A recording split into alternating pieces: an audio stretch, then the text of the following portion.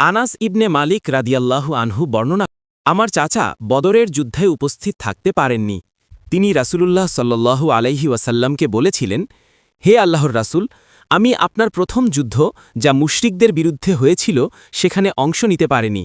আল্লাহর শপথ, যদি আবার আল্লাহ আমাকে সুযোগ দেন তবে নিশ্চয়ই আল্লাহ দেখবেন আমি কত সাহসিকতার সঙ্গে লড়াই করি।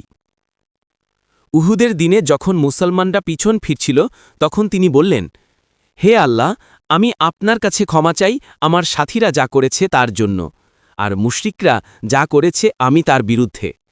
এরপর তিনি যুদ্ধক্ষেত্রে অগ্রসর হলেন।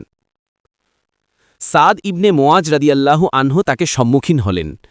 তখন আনাস ইবনে নাদার বললেন, হে সাদ ইবনে মোয়াজ, অহুদ পর্বতের সামনে থেকে আমি জান্নাতের ঘ্রাণ পাচ্ছি।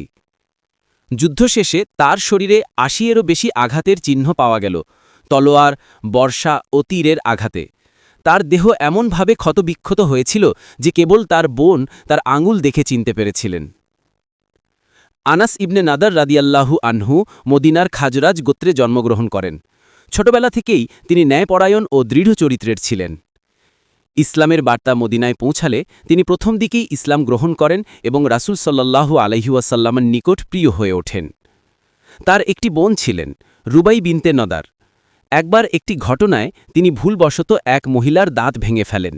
বিষয়টি নবীর সাল্লাল্লাহু আলাইহি ওয়াসাল্লামের কাছে পৌঁছালে কিসাস অনুযায়ী নবী সাল্লাল্লাহু আলাইহি ওয়াসাল্লাম রায় দিলেন তারও দাঁত ভাঙা হবে।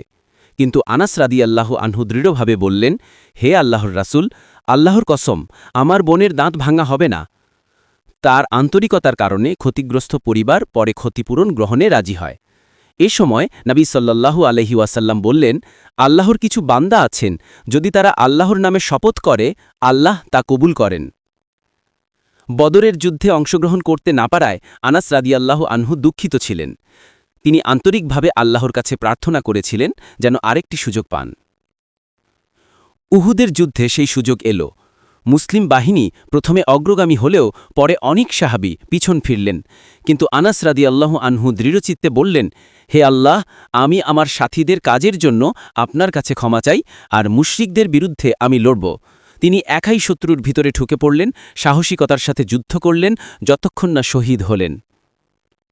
তার মৃত্যু সংবাদ শুনে নবী সাল্লাল্লাহু আলাইহি ওয়াসাল্লাম বললেন, আনাস রাদিয়াল্লাহু আনহু এমন একটি আমল করেছেন যা অনেকেই করতে পারে না, তার জান্নাত নিশ্চিত। এই হল সাহাবী আনাস ইবনে নাদার রাদিয়াল্লাহু আনহুর বীরত্বপূর্ণ কাহিনী। প্রিয় বন্ধুরা, সবাই আমার চ্যানেলটিকে লাইক ও সাবস্ক্রাইব করবে এবং পরবর্তীতে যাতে দেখা হয়।